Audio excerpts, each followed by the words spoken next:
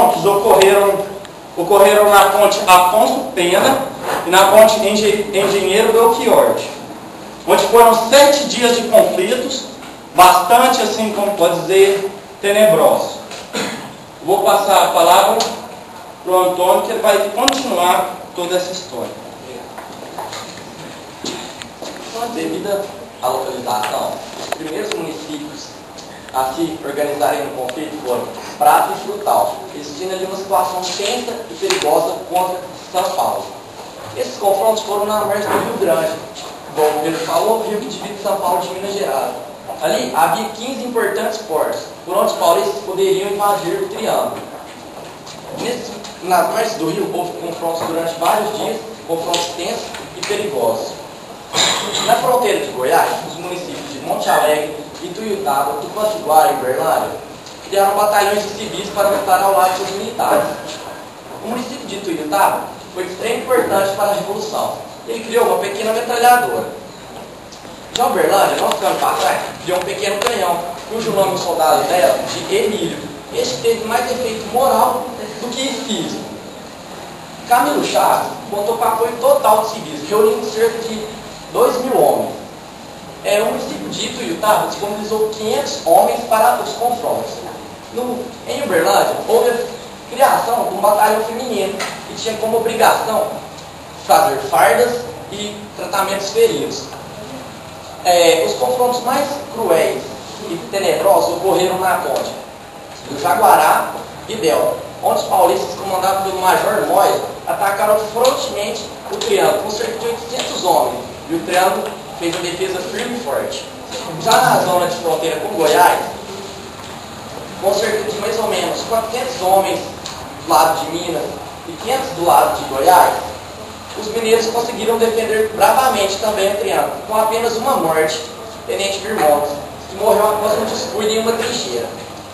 O fim da Revolução chegou no dia 24 de outubro, um fato inusitado. Chegou uma nota clandestina pela rádio, dizendo que o fim da Revolução tinha chegado. Mas, após 28 minutos, chega a confirmação verdadeira. Chegou ao fim a Revolução. As forças do norte do Triângulo invadiram pacificamente o município de Tumbiara, que foram recebidos com festas e passeadas. Agora vamos passar a palavra para o meu amigo Tiago, que ele vai falar um pouco mais sobre o meio de comunicação na época de Uberlândia.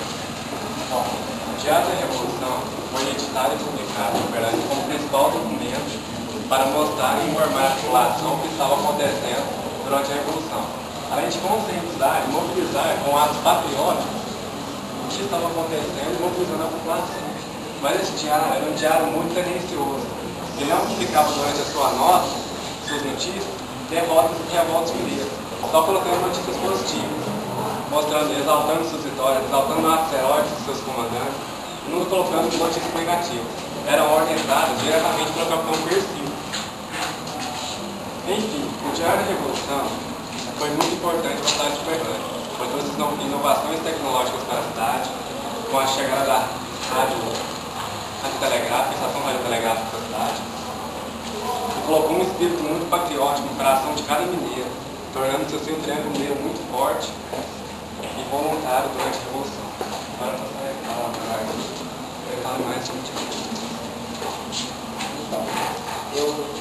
O Diário da Revolução veio para informar a população berlandense sobre o que estava acontecendo, sobre as vitórias, como ele disse, era muito tendencioso, sobre as vitórias das tropas mineiras e também vitórias das tropas gaúchas, que estavam aliadas com Minas Gerais. E é importante ressaltar alguns jornais que marcaram bastante. O jornal de número 17, ele foi publicado em 25 de outubro, ele vem comemorando quando o Washington Luiz foi deposto.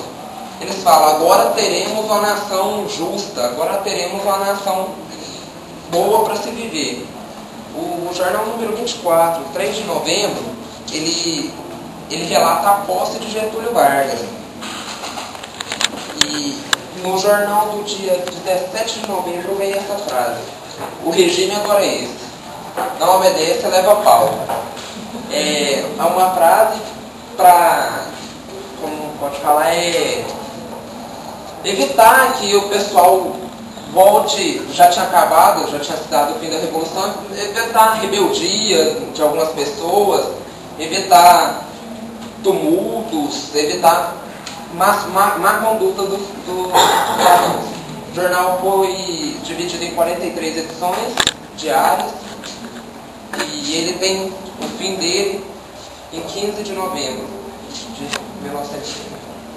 Eu vou passar a palavra para o Thiago para as considerações finais. Muito bem. Como ele disse, o jornal foi muito importante para a comunicação e, como ele disse agora, que não obedece dentro do pau, isso é como pode dizer, as pessoas não podem fazer nada, um controle sobre as pessoas. Aí, após a Revolução, as consequências da Revolução, nós podemos citar, aqui não está dando para chegar direito, mas é o quartel-general, a cidade foi começar a regir por um código militar, onde teve controle de preços e a proibição de comentários, qualquer tipo de tumulto, qualquer coisa, que também já está relacionado com o próprio jornal. Tito Teixeira descreve, após a Revolução, que as cidades, mesmo tendo um clima de proibição de comentários, um controle de preços forte, sempre Tito Teixeira descreve um clima de interação entre as pessoas, pois tem as homenagens aos combatentes que participaram da Revolução e também as homenagens póstumas a João Pessoa, que foi assassinado. Aqui nós temos também as obras centralistas das lojas maçônicas. As lojas maçônicas tiveram um grande papel fundamental após a Revolução, pois essas lojas, elas doaram alimentos e ajudaram moralmente muitas pessoas que tinham na Revolução. Pois pensemos, se você está no meio de uma revolução, todas as suas famílias, tudo vai ser tudo preocupante para todas as pessoas que estão ali envolvidas indiretamente ou diretamente na Revolução. Agora, após a Revolução, é bom você ter algum órgão, que no caso seria as lojas maçônicas, para doar alimentos, conversar com as pessoas, ter assistência moral a todos os indivíduos após a Revolução. Também podemos citar a alteração do cotidiano em dois momentos. Primeiramente, em Uberlândia. Como o nosso trabalho diz respeito à Revolução de 30, influenciando principalmente Uberlândia, após a Revolução você tem uma mudança total no comportamento das pessoas. E também aqui você tem a Santa Rita, pois é a cidade de Goiânia que foi o principal inimigo dos combatentes uberlandenses. Após essa vitória sobre Santa Rita, podemos ter um clima mesmo de interação entre as pessoas e um clima de festival, de passeadas que teve. Aqui é o funeral de João Pessoa. Aqui é a homenagem mesmo que eu tenho dito anteriormente sobre a João Pessoa, né, quando ele morreu e tal, depois da Revolução. Aqui relacionando o direito, a diversidade cultural e a política e com o nosso tema.